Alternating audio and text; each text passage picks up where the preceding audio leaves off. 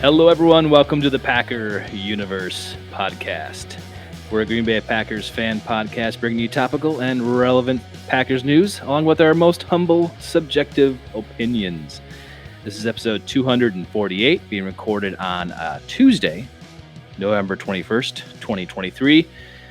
The Packers won against the Chargers at home in Week 11. They're at the Lions in Week 12 on Thanksgiving. I'm your host, Tay, and with me, as always, my co-host, Ren. What up, Tay? We got some special guests today. You'll introduce them and get into that here in a moment, but here we go, Tay. Yeah, and no, I'm not. I may look like Corey Benke, but I'm not. And no, this is not Aaron Nagler over here. That's Ren. Don't be confused.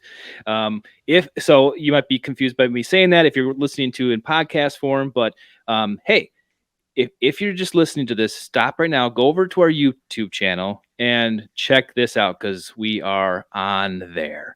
And boy, do we look good, Ren. So do us a favor, go check this out on the YouTube channel rather than listening, if you can, in podcast form. We do have a special guest tonight, actually two of them. They are a father-son duo straight out of Detroit. They are Phil and Dave of the Lion and the Cub podcast. So let's not wait any longer, and let's get over to that awesome interview with those guys. We have very special guests tonight. We welcome in Dave and Phil from the Lion and the Cub podcast. This continues our adventure around the NFC North to get a perspective from the other side. Gentlemen, thank you for joining us this evening. Thank you very much for the invitation. It's great to be here. Yeah, thank you. It's, the weather's probably very similar in both of our areas, so glad to be enjoying a little cold and thankful, break bread as we, come up to this thankful day. Yes, absolutely. Before we get into the tough, hard-hitting questions, Please tell us about yourselves a little bit, about your podcast, plug yourself a little bit, and then tell us how thick the blue and silver runs in your veins. Wow. Well, I am Phil's father, and I have been a Lions fan since 1986, which to me doesn't sound that long ago, but to a lot of other people is a long time ago. I came to the Lions through Chris Spielman because I was raised in Ohio State guy. Chris Spielman was a great linebacker, and I just decided wherever he was drafted, that's where I was going to go. Okay. So I followed him. And Phil, how did you? And then about 6 years later, I was born. And into the den. Yep, into the den. The name The Lion and the Cub was kind of just this play on my 30 years, and his at the time was 54, 56 odd years of just fandom of a team and different perspectives. He didn't like Alex Anzalone's long hair. I didn't mind it. Those are some things that we could get going about. It was in the middle of the pandemic. I realized that we would talk for hours. And we would just talk for hours about the games after each game. And I was like, well, if we're going to talk for an hour, let's give it a try. I'm really into tech and that sort of stuff. I had bought in a couple mics and I just took it over to my dad's house and we just started going. And that's kind of sort of where we are. And that's kind of how we've gotten here. We've been doing it. This is our third season. Third season. Yep, that's right. Yep. This is Dan Campbell. Yeah. So yes, it was the camp. I think it was a little accumulation of it's a new era. Let's see how it goes. It's very funny when we go back and listen and just see some of the titles of our shows. They were all called autopsies back then because we were just getting killed. And to go back to your question, which is, how thick does the blue the Honolulu blue and silver.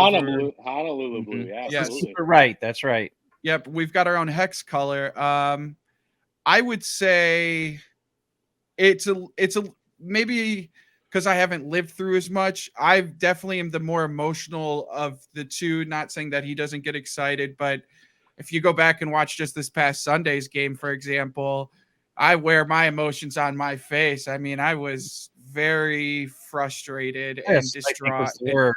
I was over it. I was ready to shut it off. And, but that's, I guess, what makes I think our simulcast fun is it's authentic. A lot of yelling and stuff this year, a lot of promises of me taking my shirt off, yet to be delivered without the exclusive side of it. But go ahead, Pops. You can, how's it for you? For me, it's like I've seen everything 10 times over, and I'm still waiting for the other shoe to fall. So it's like, okay, they're 8-2, but it's like if Goff goes down, could we all be over? It's over. We do actually have a backup that could probably win a couple of games. But if Goff is done for the year, they're probably is that Bridgewater? Yeah, that's Teddy, as Phil calls him. Teddy Two Gloves is what I like to call him. So yeah, at least he's won in the league. So it's true. He has. He's a accomplished backup. I will say this, Dave. I did read a little bit of your bio piece, and you're a Cowboy fan. You got mad about the Landry thing. Yeah. You didn't like the ownership change. Nope. And yet, don't. Not shortly thereafter, they become the dynasty of the '90s. So, an interesting point, because obviously you weren't born in America, but you had picked your team and then kind of said, "I'm going to change flavors." And the flavor you changed to, it's been a tough one for a real long time. And one of the things Tay and I, because unfortunately, and not to pick on you guys, but the Lions have been kind of an afterthought for a very long time. Afterthought. I always said, thought. I always said, Packer fans have been obviously the last 30 years very, very blessed, and we're a little spoiled. I didn't notice. And now we suck again, but that's okay. I had a dad who went through the 70s and 80s here, which was not dissimilar to what has gone on in Detroit land. But Mikowski. Well, Anthony Dillwig's of the world and much worse. But Walter Stanley gets one on a Thanksgiving Day game. I remember as a child that was pretty fun. But how did you decide? I'm going to bring my kid into this, and I'm gonna move to the Lions. Well, see, Phillip, from the Cowboys, it really must have burnt your backside a little bit. Well, first, Phillip wasn't born, so when there was a point about 5 years into his fandom that I said, "You are free to move on to somebody else," because it was the 0-6. It was the 0-16 team. Yeah, this is a dumpster fire, son, and they're never going to be good. Yeah, go on, save yourself. Hooked, but you can still get off the stuff, man. You know what I'm saying? Get up. Yeah, this is the horse, all right. Yeah, at that time it was worse than any ex-girlfriend I could ever think of was being a Detroit Lions fan. But I think there was nothing that could ever change the loyalty.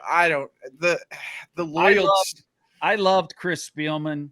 I still do. And I was at the playoff game the Lions won against the Dallas Cowboys in 1991. Yep. Right. I was at both games because they played the Cowboys during the regular seasons, and I still hate Jimmy Johnson. I wasn't alive still. Just throwing that out there again. He wasn't alive yet, but we were yelling all kinds of crap at Jimmy Johnson, and I went from loving the Cowboys, Tom Landry, Tony Dorsett, Roger Staubach. I mean, to like, they had that thing on the game. Yeah. They inducted Jerry Jones, Jimmy Johnson into the ring. I can still never get them straight. Into the Ring of Honor in Dallas. Yep. And there they were kissing up on each other. It was on the pregame for the Lions.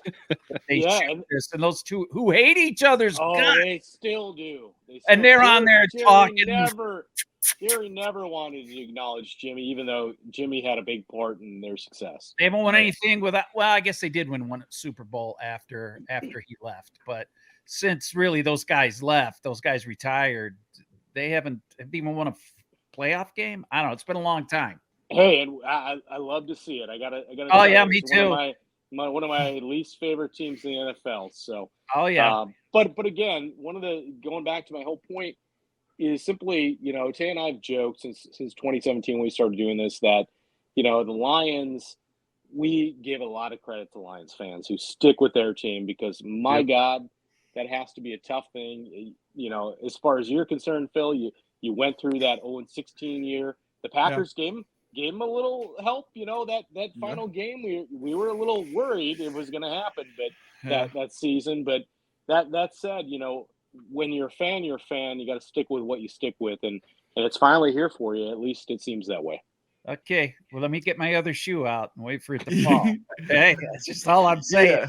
Yeah, I mean, we'll see what happens. See, he's the half glass empty. I'm the glass half full. I mean, I there's like a couple core memories in my life that I could probably attest to Lions Packers games where the Packers have defeated the Lions. I got to step away. Yeah, we were on family vacation in Florida with the Immaculate Reception, the Phantom face mask. Yeah, I had to talk down from the roof that night. It's okay. Yeah, it's okay. That was another time where I questioned.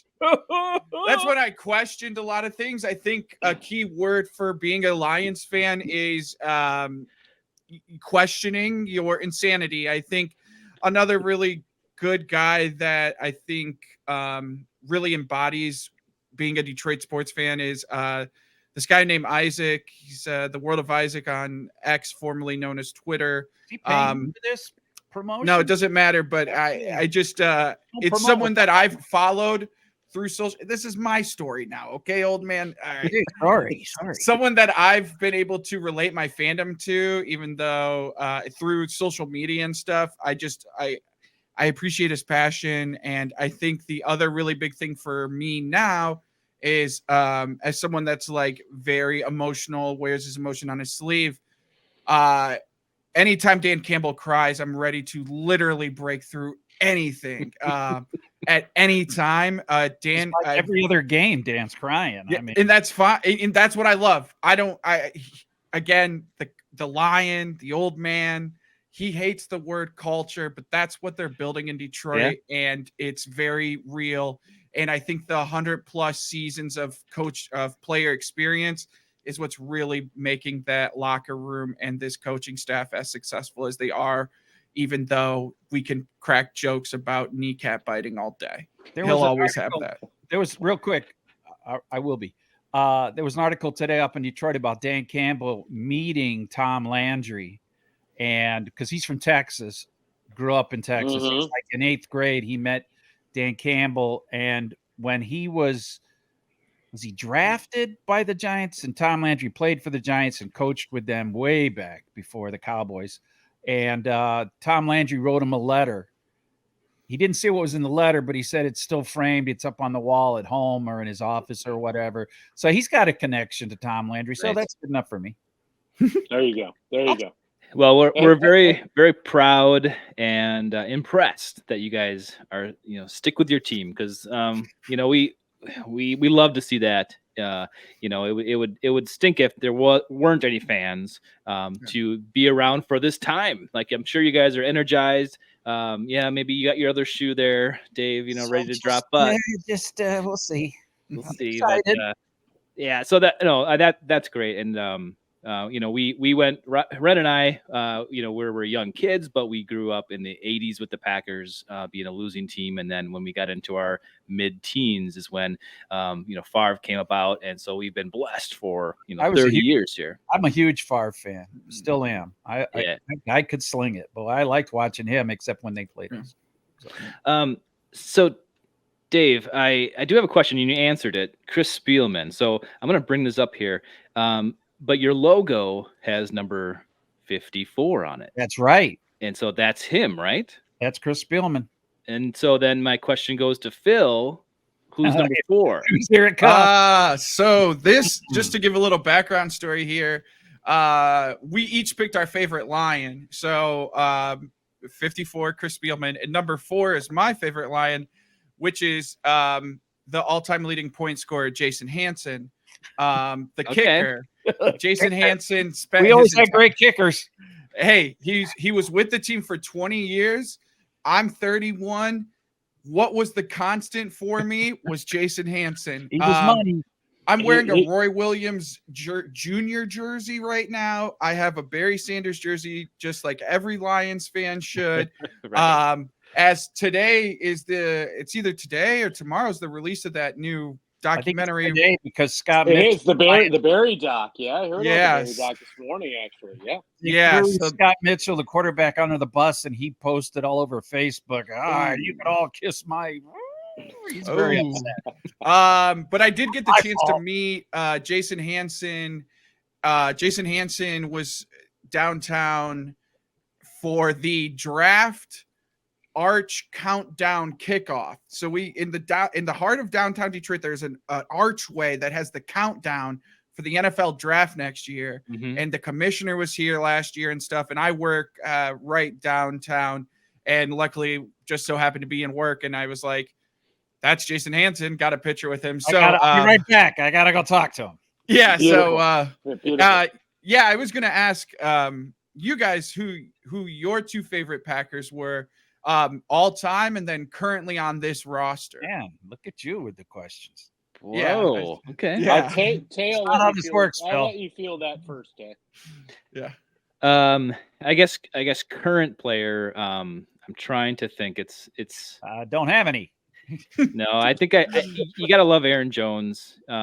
He's just he's probably the best guy off the field with that team right now, and on the field when he's healthy, he's probably the best player. On the field. So that dude deserves a lot of credit and a lot of praise for just being the way he is. So mad props to Aaron Jones. I hope not for you guys, but hopefully he gets healthy. And he can contribute like he was before, because he's outstanding. Man, going back, I don't know. I would probably say someone like Gilbert Brown, number 93, the grave digger, just because he was so fun. You could, watch him on every defensive play. And then, of course, the signature shovel grave move. You got to love it. So number 93, Gilbert Brown. Nice. Okay. For me, Tay took the words out of my mouth. At this point in time, the leader on the team is Aaron Jones. Unfortunately, Aaron has not had a healthy season, but he leads by example. He came from a military family. He's very, very loyal, always has been in the Green Bay Packers. He's there to do anything he can when he can. I've been a huge Favre guy. I've been a huge Aaron Rodgers guy for different reasons, different personalities. Brett was really, really fun to watch do a lot of things and get excited about. Aaron did things, unfortunately, the Motown Miracle, not to make you feel bad there when you were on vacation all those years ago, Phil. Yeah. But I screamed and woke my wife up that night. Aaron Rodgers did things that, I grew up, got in the NFL because of Dan Marino, and there's been no other better passer, in my opinion, since, and that would be Aaron Rodgers with what he could do with the football. But 2 of those unheralded guys, obviously what brought the Packers to prominence in the 90s. Obviously, the trade for Favre was huge by Ron Wolf, but getting Reggie could do things that were just unbelievable. The guy could use one arm to throw 2 guys.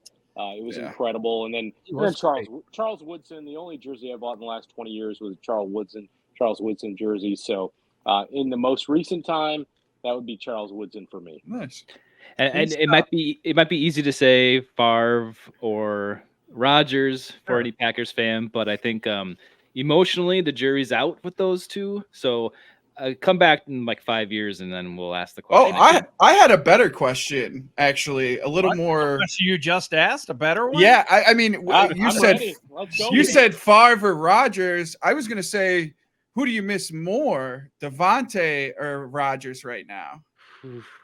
Barring any, obviously no miracle bridge Achilles. I'm saying a healthy Rodgers, obviously, and a healthy Devontae Adams. Tay, I'll take this one first if you don't mind. No, go ahead. Again, Aaron was my all-time favorite player at one point in time, but the will he, won't he, all sorts of attention stuff. I think it got old for a lot of Packer fans. It doesn't mean I don't like Aaron, but there's a lot of baggage with Aaron. There's a lot of stuff. Nobody, you guys might be like, well, you don't ever usher that kind of guy out of town, but it just it was kind of a breath of fresh air for Tay and I this year when Aaron was finally gone, because that's all we ever talked about. It didn't matter if it was a potential girlfriend news, is this or that. It was just too much Aaron all the time. They gave him the deal. He said he's going to retire a Packer, and then it gets too much Aaron. There's so many idiosyncrasies with the guy. Tough. Devontae, love to have Tay in town, but you know what? He wanted out. He wanted to be close to his grandparents. Got to, Yeah. You don't want to, put that thing on him. Hey, this is what you wish for, Devontae, and now here are out in Vegas, and the Raiders are garbage. Yeah. But I don't miss either of them, because inevitably the team was going to come down. Really the loss in the NFC Championship game against the Buccaneers, that was the signal that this thing needed to come apart, and it has, and we'll see where it goes from here. So I honestly don't miss either of them, to be honest. Yeah, if we could choose one of them to come back when they're healthy, it's got to be Rodgers. I mean, he can throw the ball around. He's the center of that offense. Devontae, if he was on the team right now, he'd get some balls. Would that help you win? I mean, there are so many other problems on this Packers team right now that I don't think it's solved by one awesome wide receiver. Yeah. But I think if we had Aaron right now in his prime, doing some good things, I think we'd be back into the thick of it, and we wouldn't be in the situation we are now. But Tay, we'd be like, oh, we gotta win the Super Bowl. We gotta go deep. We'd be all concerned about that. Now we're expectations. Like, let's see what happens. Whatever. Yeah, kind of it felt really good. Like, it doesn't happen anymore. It just got old. Got old. Okay. It felt really good to this year kind of be relieved of all that pressure. Finally. We don't have a Hall of Fame quarterback anymore, but just the in and outs, and you knew it was time. The divorce had to happen, and we were given this as fans. We didn't choose it, and we're just kind of embracing that as a fresh start, a fresh air, and I guess positive. But it's a little. I mean, Ren and I can pick apart these games and wonder, okay, where are the silver linings? But sometimes you just gotta sit back and be like, okay, it's fine, like whatever. That's how greedy we are. We took another Hall of Fame quarterback, and Tay and I don't even care. We're like, you can leave town, it doesn't matter. We got plenty more where that came from. We'll do it 3 times in a row. Yeah, we don't care. Well, let's get back to this matchup on Thursday. So the Thursday is a Thanksgiving game. Just generally speaking, do you guys, I mean, you've had this Thanksgiving game in Detroit since 1934. Do you guys think this Thanksgiving game is more of like a blessing or a curse? How do you actually feel about it? I think it's a blessing, because we didn't have crap to look forward to. Usually Thanksgiving was always nice for like an ex-line player to come into Detroit and just play lights out crazy good. Or we would do something incredibly stupid, throw a penalty, throw a challenge when you can't throw a challenge. Houston. Or Joey Harrington came in with Miami and looked like Dan Marino and 50 points or whatever. So, it was always fun to know they were going to play at least one big game every year. Yeah. That's my thoughts on it. It would suck if we didn't have a Thanksgiving game. Yeah, I mean, again, I think it's why I like the holiday so much. And when somebody asks me what my favorite holiday is, it's Thanksgiving. It's because I love food, preferably stuffing, and then I got to watch my team, and usually like something happened within the family house, like during the game, somebody would say something to the other, grandpa might. It just like, I don't know, just everything about it just makes Thanksgiving wonderful. And we've gone on a Thanksgiving Day before, and it's like just a cool, I don't know, it's just something that the city, it's just a fun thing. I don't know what it would be like if we didn't have Thanksgiving. I think it'd be they really talked weird. about it, taking it away. Maybe 10 years ago or so, there was talk of them losing the Thanksgiving Day. I don't know if it helps them now that they play a lot of Thursday games in the NFL, which I don't really like. I'm the old guy, but I agree. I'm with you, Dave. But it is sort of like an extra bye. You play, but with 17 games now, I really the player safety is really there's just been a lot of injuries the past 2 or 3 years, especially in the like soft tissue ligament. Man, now I sound like we don't ever talk like this on our podcast. But no, I think the allure of Thursday is gone. And again, it's all about money, and it's a business for the NFL. And they have part-time employees that make decisions that impact the outcome. Part-time officials. We have Thanksgiving Day drama. I don't want you guys to get no. It's gonna be great. Thursday, we're gonna be holding hands. We're gonna be together for the bread. We're not usually together for the games. We do everything remote. We're about an hour away from each other. So but anyways, back to it. It's a wonderful thing, and I kind of wish we didn't do like the Black Friday game. Like I wish that wasn't a thing. And I just liked having is it 4 games now on Thanksgiving, or is it? I don't know, 8? It's just 3, I think. It's just 3. Yeah, when they added that, and then they added a even later one. When they added the late night game, it kind of took a little bit of it away too. I don't know. There's a few things where I'm like a stickler for tradition, where I'll agree with the old man, and that's one of them where because it felt like ours. Because again, we weren't looking. Winning wasn't wasn't an option, so we had to take our moral victories. There you go. Yeah, I'll tell you guys though. I mean, through the Favre era and the Rodgers era, when we did play on Thanksgiving, it was never a gimme, and there were a lot of bad Wisconsin Thanksgiving Day meals. I will tell you, even when Detroit was not a great football team, I know there were some testy feelings in Wisconsin here a number of times because it's like you said, Phil. It's a Detroit holiday, and it's your Super Bowl for so many years, and that may be very different this year for you guys, which we'll talk about more. But the Lions come to play on Thanksgiving, and it doesn't matter what the record is. Yeah, that is very true. I expect a good close game. Yeah, no matter what. At least it was Thanksgiving. It's like they're going to show up, and then about 4 minutes into the game, we could start dinner. So let's see. Yeah, it would always be pretty rough. But hey, here we are. It's nice to have all the fixings there and a day off, though, to just relax with family. For sure. Exactly. Yep. Yeah, I'm not a fan of all those extra games now. It just seems to take away from the importance and the specialness of that traditional Thanksgiving morning game. Now the Cowboys have the afternoon game forever. Who knows if that gets taken away? But yeah, Thursday night football, now Black Friday football. It's like, okay, you just eliminated how unique that is. Right. Yeah. And so we definitely agree with you guys there.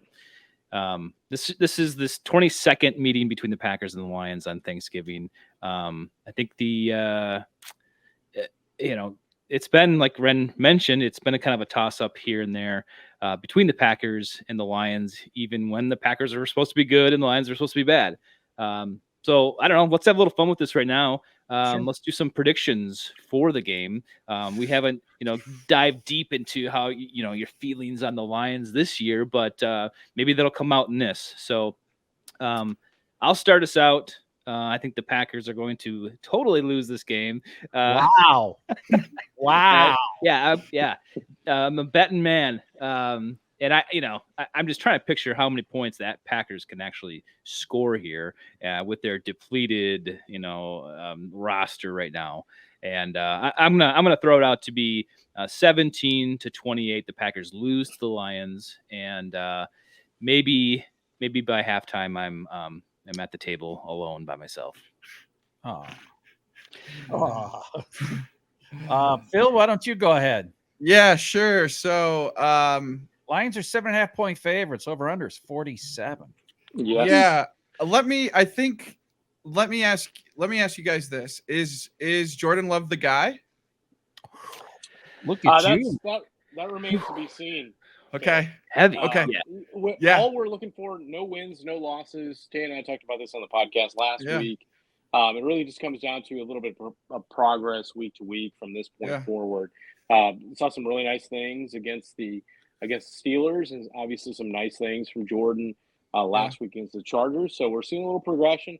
I wouldn't say he's the guy yet, but you're looking for a guy to improve. I mean, I saw MVP, non-MVP mock-up with him and Jalen Hurts today, and you're looking at the exact same guy essentially from yards on the season, touchdown passes and interceptions. One's called an MVP candidate, one is not the guy, and that'd be Jordan Love. We'll see. I mean, Jordan has a lot to do when he seems to get his footwork right. It's getting better. He's got a long way to go. Is he the third coming? I wouldn't say that at this point. If they end up in the top 5 and draft a quarterback, I'm also not upset about it. So that's how I feel about it. That's fair. Yeah. We don't know. A jury's out. Right now, he's doing some good things. He's moving in the right direction, but that's really all we can ask for, really. No one's ever that great at the beginning, so he could be the guy. He absolutely could, but we're not saying he is because it's too much pressure on him. There's enough going wrong with this team around him where it's not fair to blame it all on one guy. So he might be the guy. That's the question. And they have the youngest offense in the NFL. So he's working with a lot of things that a lot of quarterbacks don't have to work with, and it's starting to come along. So I'm not going to hold my breath, but I'm going to keep watching for improvement. Yeah, the reason I asked that is because I think Jared Goff is the guy. And I think that's the big difference between. You didn't say that in the third quarter on Sunday. Oh my! I think that's the big difference between. You wanted him cut at halftime, right, or after the third quarter? Was that where? Yeah, we don't live in the past. I just think that he controls. He is the game director, right? He literally controls it. We live and die by him. He played very rough in the first 56 minutes of last week. But he showed what he could do when it mattered. I like Lions at home. I'm going to go like 42-21. Wow. I just think that it's going to be a shootout. I think Christian Watson is a very talented player. I think Jordan Love, no matter what he does with Green Bay, will be considered a misfit in that organization due to the controversy of him being drafted. Again, you guys just spoke on it, but I think from an outside in, he's already treading uphill. You know what I mean? And how getting a piece would have been the difference between, I guess, you and 6 more Super Bowls to some fans. That was the thing that really pushed Rodgers over the edge. But I am a little concerned about the Lions banged up secondary and defensive line. Healthy scratches and stuff like that sometimes worry me, but I do think the way that the team's been playing, it's hard to not believe that they would take care of business. I think Dan Campbell saw the zombie of last week, maybe thinking ahead even past the Packers. I think he'll do a better job getting the team better and well prepared, and it will be more of a statement game for the Lions, hopefully. How about you, Dave? How are you feeling when you come to break bread Thursday morning? I'm going to predict 35-20. I think you pick who wins. No, 35-20 Lions, and I think it's going to be close through the first half, and then the middle of the third quarter, and then the Lions will probably just kind of grind them down a little bit. They're just gonna they've got injured guys coming back. The only guy that looks like he's going to be out again is Jonah Jackson. the linemen, but everybody else looks like they're going to be your guard. Yeah, Joe. Yep. Yeah. So, that's what I think is going to happen. But it's going to be a good close game. Every game is good in the NFL until it's not. Wow. So, hot take. Well, I'm doing my best Tony Romo impersonation. That's true there. Yeah. Of course, at the beginning. Yeah. So that's what makes, I think, us being fans fun.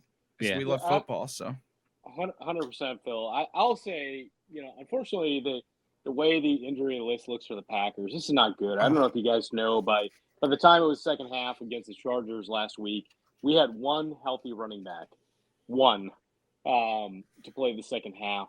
And neither of those guys, Aaron Jones and Emmanuel Wilson, are going to be available Thursday morning. So we brought back Patrick Taylor. We've got James Robinson back on the practice squad. He'll be elevated Thursday morning just so they have enough guys in the field. But that is the start of the injury list, which was 12 guys deep. It is not good. You have guys like our rookie tight end, Lucas Musgrave, played the second half, apparently ended up in the hospital afterwards. He's not going to be available. We know the young rookie tight end you guys took in Sam Laporta. What a great season he's having. Yeah. Obviously, you took Jahmyr Gibbs. Great young offense. You guys have a great offensive line. We know Amon-Ra's there. We took the wrong St. Brown back in the day. It is what it is. But the Lions are coming in this game pretty healthy. It's not a good thing, guys, for us on a short week. Yeah, we got a W. So we had a victory Monday, which is really nice in Packer Nation. We'll take that. It's in the universe. It's not been a common thing this year. We're trying to get used to it again. We don't want to go back to the 80s, but we'll take our lumps for the time being. But yeah, I think the Lions double up the Packers here, 34-17. It's just too much. It's too short a time. The Lions, coming off. I hope, Phil, were you at the game on Sunday? I was not. I can't afford to go to games anymore. I could only afford them when we were paying $20 at the door. I can't do. I mean, they're going for 150 face for standing room only, and that's crazy. It's cheap to go on the road to see. Yeah, that's great though. I mean, Lambeau got turned into Honolulu Blue. We know in late September on a Thursday night, another Thursday, but it'll be morning. It's a weird thing. Again, you guys have this miraculous start since the early 60s. You started 0-7 last year. Since that 0-7 start, I mean, we're talking how many losses in that time? I think they've only lost three or four since that game. Yeah. So pretty amazing, guys. Yeah. There's no way the Packers with the injuries where they're at. I think the Packers will look a little bit better than they looked that first time around far as what they could have done. But they'll still get beat pretty badly based on where they're at from an injury position. It's not going to be fun, but for you guys it will be. You'll have a little Thanksgiving revelry, and hey, you're going to get to what 9-2 on Thanksgiving. 9-2, holy smoke! And you're going to be like, where are we living? Is this an alternate universe? There it is. As a Lions fan, as Packer fans, we're like, I guess again we just ushered the other guy out. We'll deal with it for the short term. Ren, did you give us your predictions yet? 34-17 Lions. Tay, yes. And I wanted, I know we've been talking a lot about how this is kind of like we're kind of both in uncharted territory right now. We're kind of walking through a fog and lost. Is there any advice that you would like or questions that you want to ask us of what it's like to cheer for draft picks or what are the silver linings you can get out of games, any spin zones? Because, I would love to know, if there's any tips of what it's like to host a playoff game possibly, or even be in the playoffs. I've only seen 2 playoff games in my life. Start drinking early or late. Yeah. Yes. That? If that's something you guys want to put together later and get back to us, it's fair. I think guys, it's Wisconsin. You drink early and late. It doesn't early and late. Okay. Yeah. It's just Wisconsin. It just happens. Okay. Obviously, Dave, you grew up in the UK, but Wisconsin, we're just the drunkest state in the nation, so there's no way around There it. you go. But we're not used to asking our team to tank. But is that ever like what point in the season do you guys say let's tank? Let's tank. Usually it's the end of September. Like us. week It's over. one. Yeah, Week one. Yeah, week one, or maybe preseason game 3 because your quarterback's a China doll, so he breaks his collarbone. Yeah, that sort of thing. October 1st, we get mathematically eliminated from the playoffs. Okay. No 0-4 team has ever made the playoff. Okay, it's over. Yeah, we were never on the hunt was like something that you'd look for. No, we were never on it, but like in the hunt, years that playoffs, we were, no. it was like, ooh, but we were still at the bottom of in the hunt. That's something to always look forward last to. Year, we were losing record in the hunt when it was 2 Yeah. years ago, right? They were like 3-10 or something. Like, Yeah. if everything goes right. I'm like, what are you talking about? But you guys, you had, hey, we can maybe get in the playoffs last week of the season, or you can just kick Green Bay's ass. It was like making the playoffs. And guess what you did?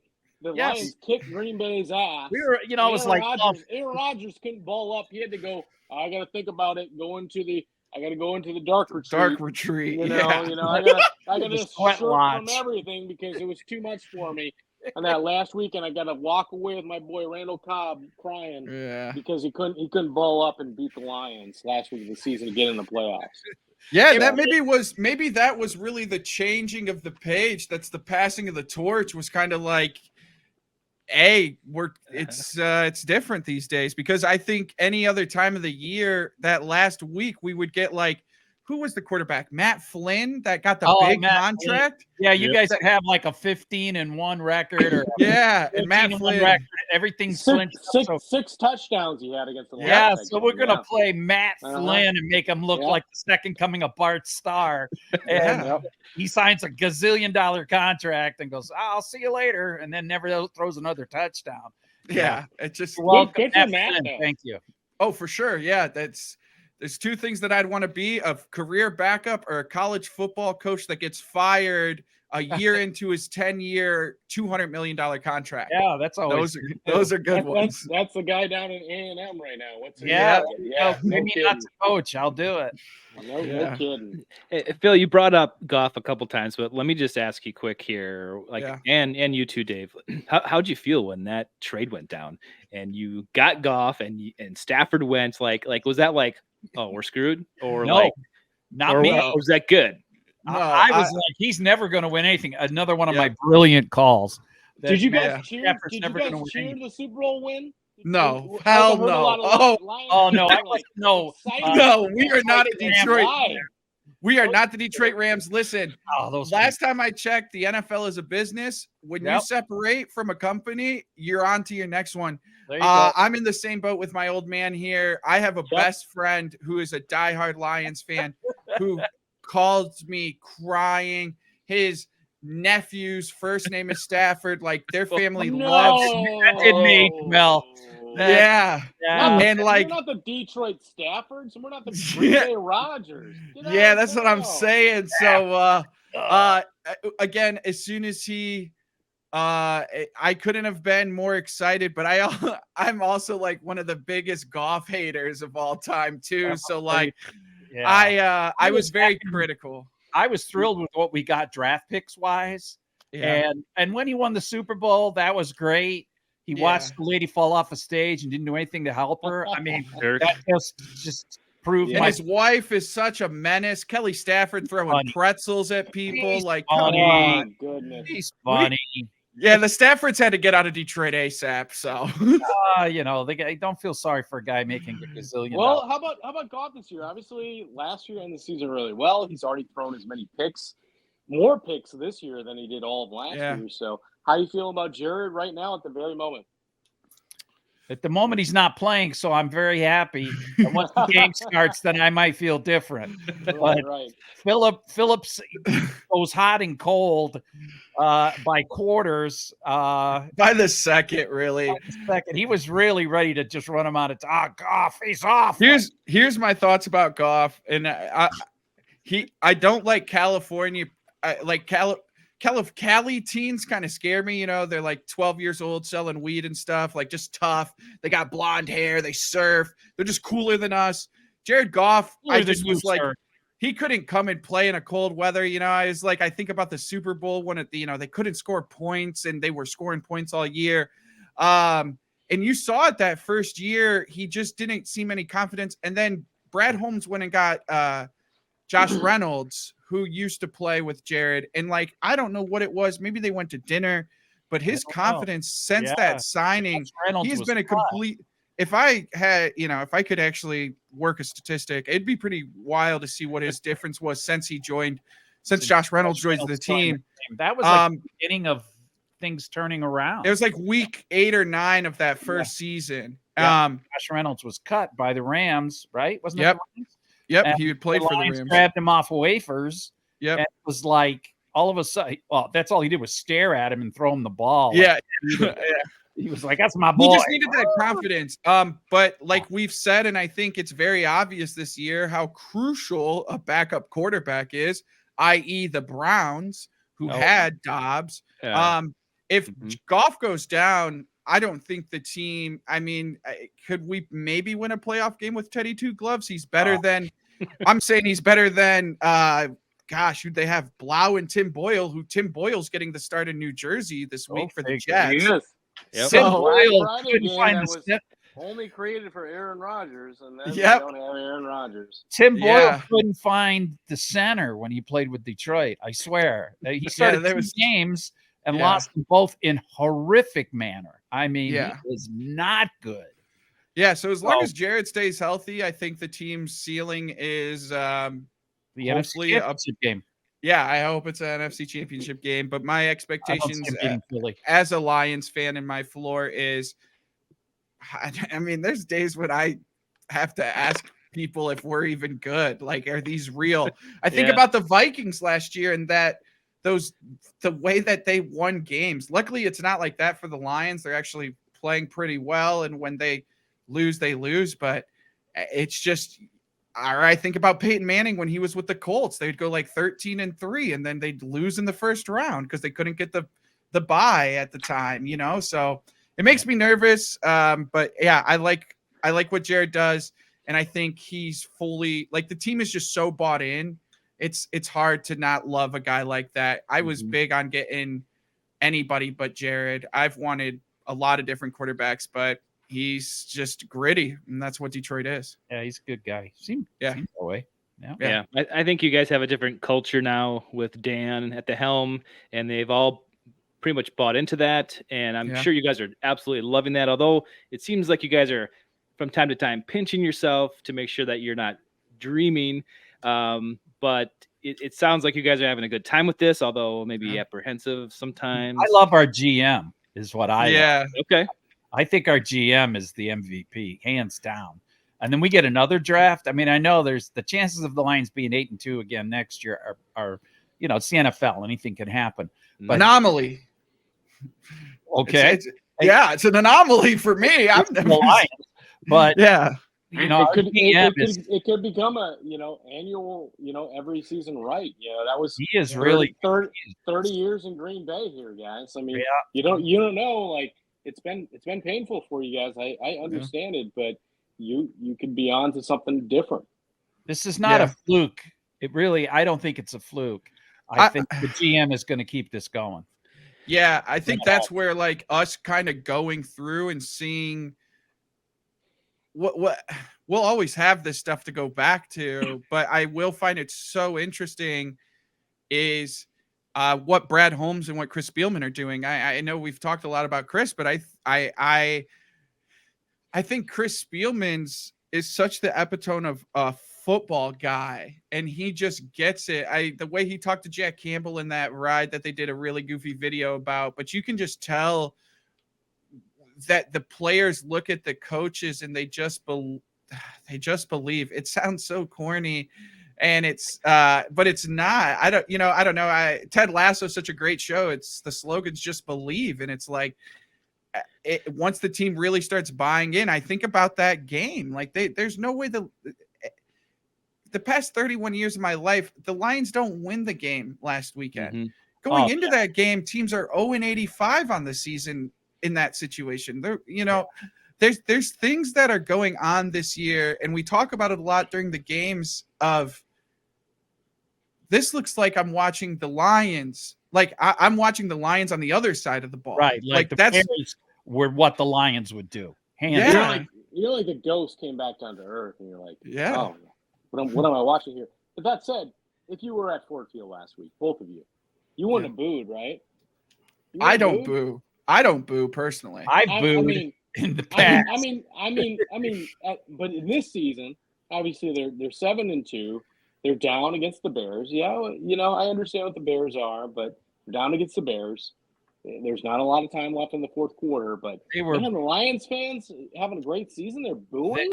They were embarrassing. What's going on? They were embarrassing, is what it was. That's why people were booing, and that is kind of like the default. The default Lions fans is to boo. So yeah, I mean, it was just they were bad. They stunk it up, and they deserved to hear that the fans were not happy with them stinking it up. I mean, we've seen great franchises. I've heard Chiefs fans boo. I think we've all heard boos before. I think, like you were saying, it's the we're not good enough where expectation will exceed appreciation. Dabo Sweeney had a big rant about this, and I'm not the biggest Dabo guy, but my dad sent me this clip of this rant he had. And you guys hear that? Dabo Sweeney with the caller that called in and basically ripped into him about Clemson and Dabo. Look it up. It's really I've heard the whole piece. It's yep. I don't blame him. Like don't forget about where we've been recently. What we were before I came here. So exactly. Yeah, so that's to me is where it's like we're not at that level yet as an organization where we should be booing, period. But I think the team hasn't ever felt this way, maybe 2 or 3 times in the past 30 seasons, where it's like, holy smokes, we're not the butt of the joke anymore. So the embarrassment obviously was it, but our fans are passionate. We were on Twitter for the first week, and people were calling for our fan cards. My dad was mine. I looked through my wallet. My dad was fighting the #1 super fan of the team, and like, we couldn't. Don't do that. No, we didn't even try. Super fans, I learned. Yeah, that. we tried not to, but that just shows you how. Yes, yep. Just how quickly this fan base is very defensive of itself, and so it's weird. My attitude on booing is you pay your money for your ticket, and if you want to boo, go right ahead. Certainly, Dave. I don't disagree. You do have that right. You were saying though. There have been jokes. I mean, obviously the Tampa Bay Buccaneers have won the division, more recently than Detroit Lions. Yeah. And here we go. But coming into next year, I mean, Ben Johnson, he's probably gone, guys. Probably. He's got to be the #1 head coaching candidate in all the NFL, would be my guess for any team. Probably. If he doesn't leave, he's going to get paid. Again, there's no chance. Year, but he ain't head coach. I think he took this year and said, "Let's do it another time." But I think he's out, guys. He's going to get too good of an offer. So, how you feeling about the Ben Johnson piece? I'm, success. That's what happens. Look what happened with the Patriots. Their coaches left. They got hired somewhere else. They failed. They came back. I don't know if Ben Johnson's going to succeed. A coordinator is much different than being a head coach. You are a CEO. You have to deal with the media. You're really like a Tom Landry kind of guy that you are, you deal with the top stuff. Coordinator, you just worry about your side of the ball and all that stuff. And no, he's probably gone, and it's going to have to be the next coach, or maybe they bring somebody in. I don't know. I would hope that doesn't cause it all to fall apart, but it's a fact of life that he's going to go. That's all there is. Yeah, he definitely could, and we could we could see you guys next year, and you guys are cracking jokes, and we're back to being the same old Lions. It's so well. Yeah, I think that's what makes being a fan fun, though. Like, again, going into the season, was there high expectations? Sure. And it all really sat on that first game of the season.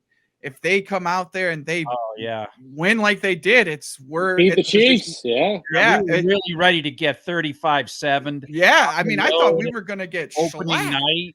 I really thought we were going to get pumped. I really did. And so Travis Kelce helped. And I had faith for you guys, and I'm a Packer fan. Yeah. I mean, I would hope, to go back to the coordinator aspect of Ben Johnson leaving, God, I hope somebody's been learning from him over the past 2 years. You would hope that someone's taking notes at the least. Get their playbook before he leaves? Is that what you're all saying? I know, as long as Dan Campbell doesn't go back to play calling, I think we'll be okay. So right.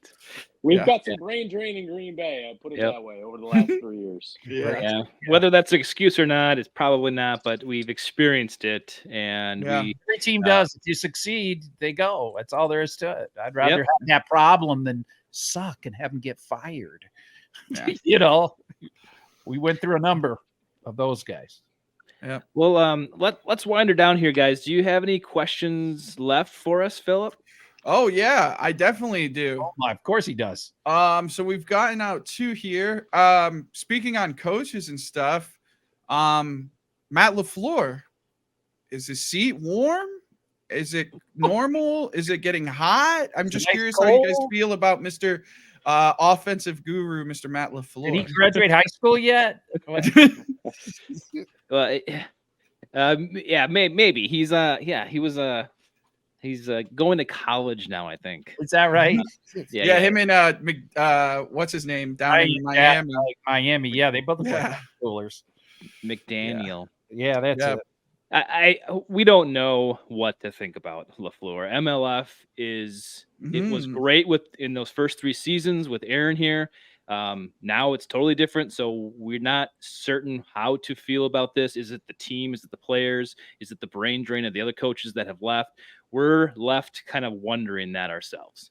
But I think Matt is a great coach when he has a lot of other great coaches around him. And I think those people have left. And so now we're seeing the issues kind of come to the surface here.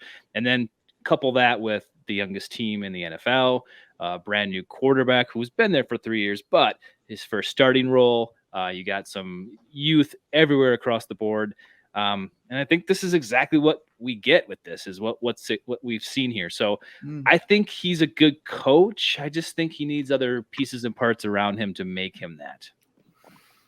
So we'll go like lukewarm, maybe? Yeah. Definitely. There's no way the Packers are so conservative that they're not going to fire this guy this year or next year. He's not going anywhere. He's here to stay for a little while. It would have to be, this like a plane crash, train wreck, anything with this team at the end of the season here to do that. It's not going to happen in Green Bay. They're super conservative. He's like, I think his contract is into a year from now or 2 years from now, so he's not going anywhere. And I totally believe that. Okay. Matt LaFleur has a lot of good look good game, guys. He's got good eyebrow game. He's got his fade tight. As far as the last couple of weeks of play calling has been better. Matt LaFleur can be a decent offensive mind in the NFL. Comes from a good tree, as we know. He's a little too type A, as he's lost guys through the brain drain with Nathaniel Hackett and other guys throughout the course of the years, that he takes too much upon himself, and he doesn't know how to parse that out, which I think is not necessarily the best part about a leader. Like, you got to learn how to delegate, and Matt has had some big trouble learning how to do that. We talked about with a friend of ours on the podcast, our Packers beat writer here in Green Bay recently, the issue with the Matt LaFleur thing, with the GM thing, with Brian Gutekunst and everybody involved is we have this weird ownership structure. As you know, it's not an ownership. It's a board. Right. And the president of our football team has to age out at age 70 and a half. So Mark Murphy has to leave in July of 2025. His magnus opus is getting the draft. in April of 25, which he'll have, and then we'll have a new president. But when Mark came in, he wanted to remove the silos that Tay and I have talked about many times on the podcast, from why is there a division between GM, president, and head coach? There needs to be better communication. Well, now Mark has taken upon himself to be the de facto owner. I call him the meddler. And Mark the meddler has decided that he makes the call on who the GM, the head coach is. So we'll see as that transitions out. There's no way they're going to fire Matt LaFleur this year, because it would be a very bad thing to do to the next coming president in 2025. Basically, you'd have a new GM and or a new head coach for 1 year, and then you have the new regime coming in to decide, are these the right people? So we're going to see a lot of the same next year in the 2024 season, and we'll see where they go from there. And then just one last question here. We've talked about. Yeah, I know, but if this is good content. These are good questions. Yeah. These are good questions. Yes, this is a good question. Can I ask this question? Let me ask it first. Yeah, thank you. We enjoy you both. It's good. Yeah. Okay. Thank you. Ren, Tay. We talked about some things that you brought up the booing, and at the beginning you talked about Lambeau turning Honolulu blue. I just want to make sure I fully understand the ticketing system of Lambeau. And it seems this year like teams are traveling a lot better to Lambeau. And I just want to make sure I understand this. There's a waiting list that certain games during the season that the waitlisted people who want to get season tickets get opportunities to buy tickets to games. But then all those people end up just being scalpers and sell the tickets anyways. Is that true? Is that what's happening during these games, that we've just seen such a big turnout, or is that not true? Not true. Okay. I just Tay, wanted to. Tay, do you want me to take this one? Go ahead. Yep. Oh, you're a season. Right. Okay. I guess I should have started with that. But yeah, that's something I read this past week. Number one, if you want to be a season ticket holder, we have this weird thing. We have the green package and we have the gold package. So the green package are people from Green Bay. The gold package is when the Packers sucked in the 70s and 80s, they played 2 games down in Milwaukee every year. Right. Well, eventually in the early 90s, Bob Harlan said, enough of that. We need to have all these games in Green Bay. But they still allowed the people who paid for the games down in Milwaukee to have 2 of those 8 games. Okay. So you have 2 different sets of season ticket holders, one with 6, one with 2, the Milwaukee ticket holders. What happens, though, is, yes, to get on generally the green package, the Green Bay list, you're going to wait probably 35 years. If you want to say, hey, I only want 2, and you want to get in the gold list, you might wait 15 to 20 years. But what happens is a lot of the old season tickets in Green Bay, especially with the Green Bay ticket holders, are held by a lot of families, and they just get trusted. They get trusted down to families, and they just sell them. They're living in Arizona. They're in Florida. They're not there anymore. Yeah. So these tickets, they're not available for general sale.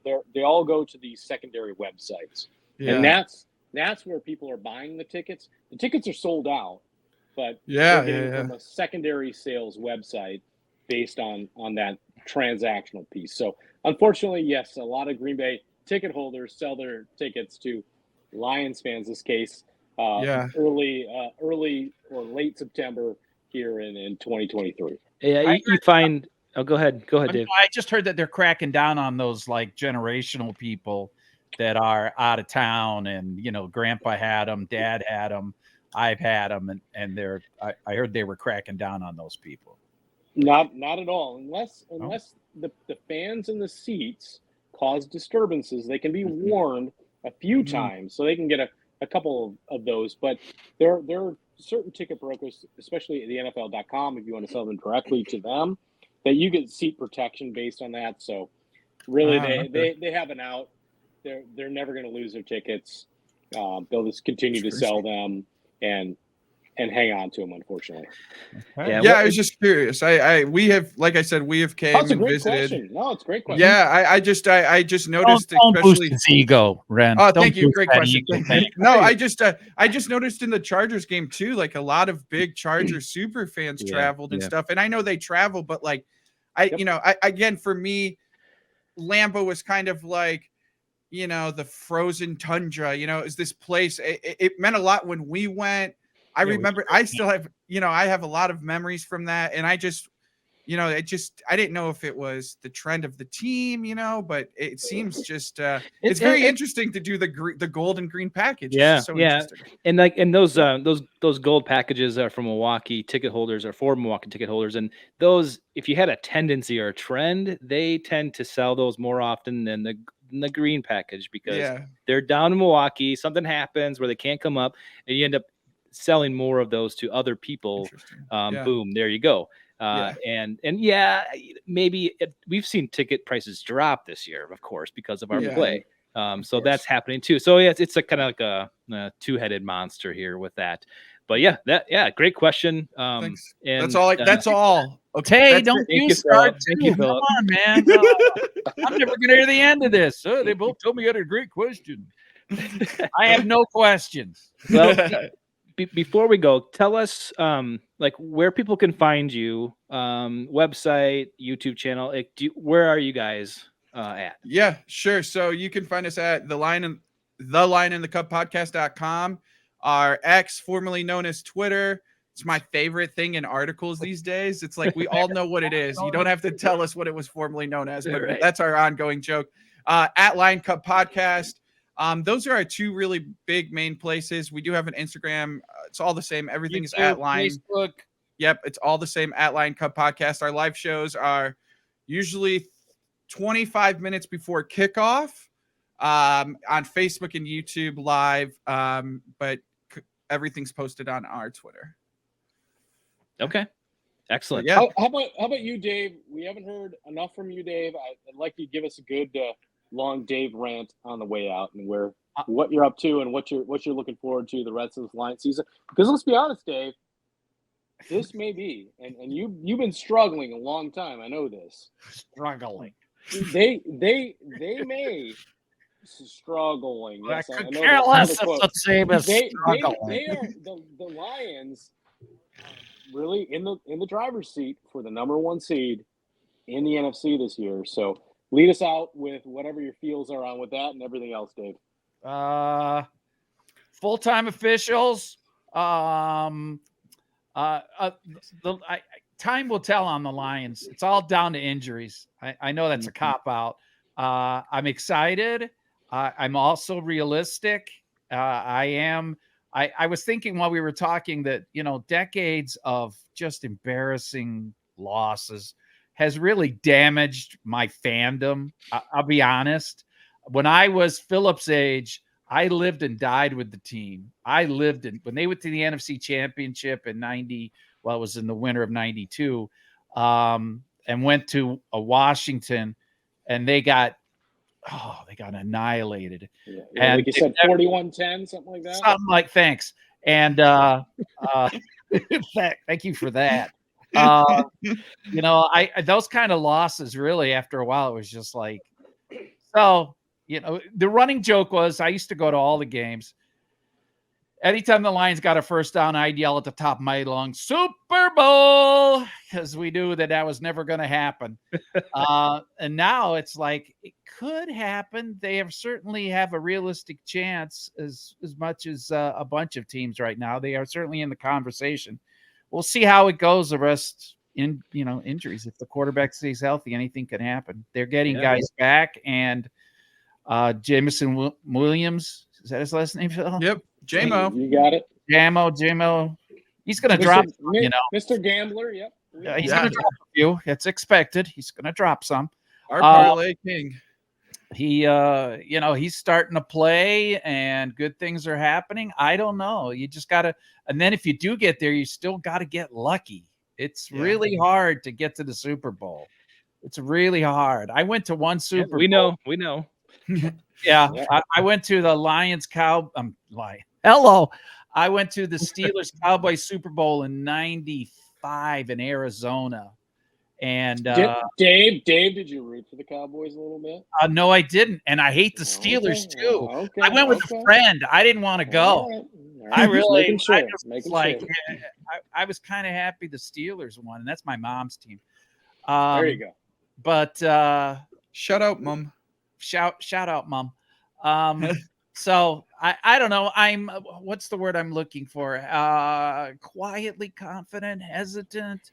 You're get on a high horse. Hesitantly optimistic. I am hesitantly optimistic. Looks like they're going to win the division quite easily, which is in itself pretty amazing. So, but like, you never know when the wheels are going to come off. You really don't. In the NFL, one loss leads to two losses. Trust me, I know.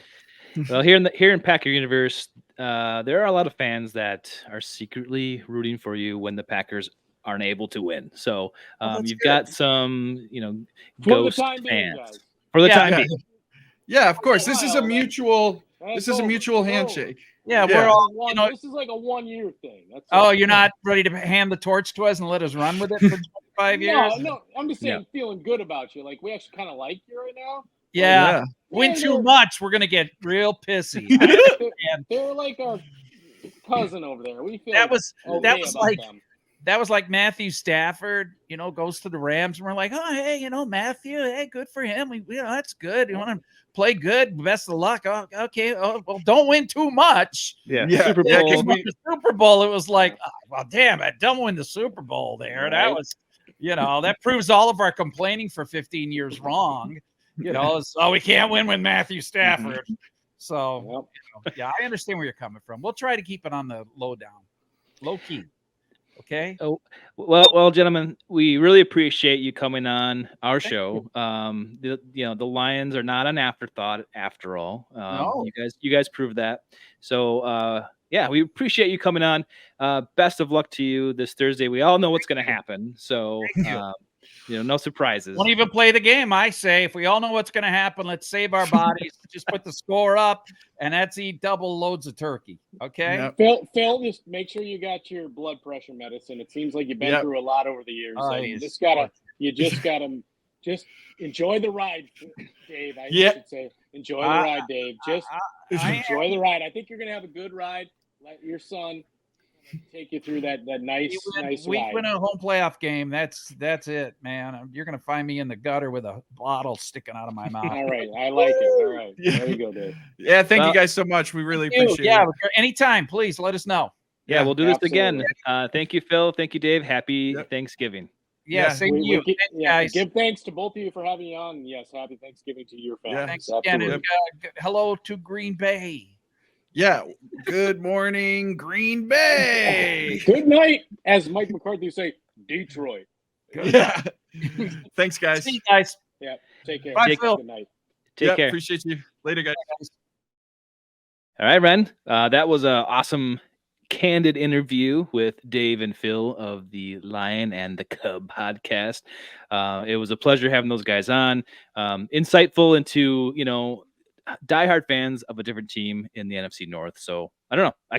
I hope you guys enjoyed it. Ren, what did you think? No, I really enjoyed it today. I mean, always getting to feel another fandom base out there.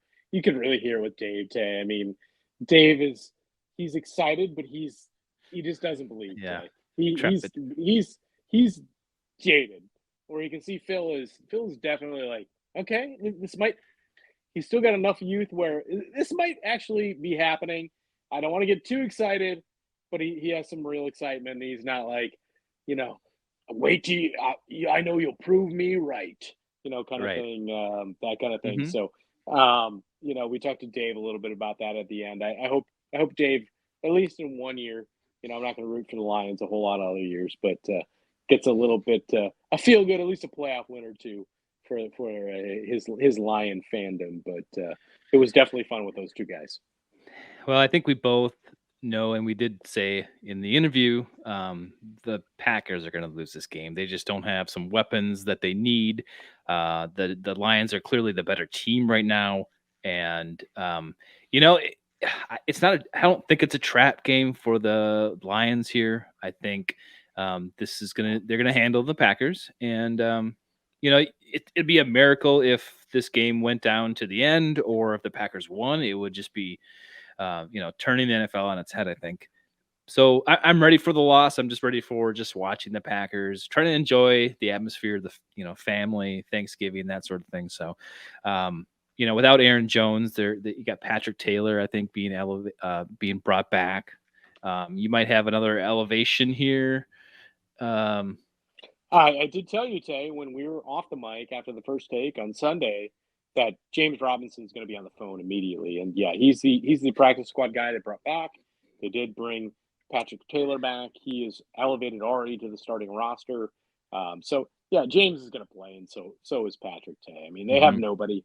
They have AJ Dillon. They got to have three healthy running backs, because you don't want to run into the same thing that they did on Sunday on a short week. In less than we're 36 hours out, Tay. So. Yeah. And I just don't see how. I don't think they have complete confidence in just giving the ball to AJ Dillon every time. Like, he's not the complete back, I think, for them right now. So they definitely need some supplementary help there at the RB position. But I don't know. I'm just not going to worry about it too much. Ren, this game's going to happen. It's on Thanksgiving. It was a short week. They won against the Chargers, but I'm just going to have fun with it and enjoy it. And if we expect the loss and it comes, then we're not going to be disappointed. That's the thing, Tay. I mean, the injury reports have come out the last 2 days, and they're just too big. It's too much to handle. And hey, go hopefully break bread with some family and have a good day off of work. Those are all things we can be thankful for.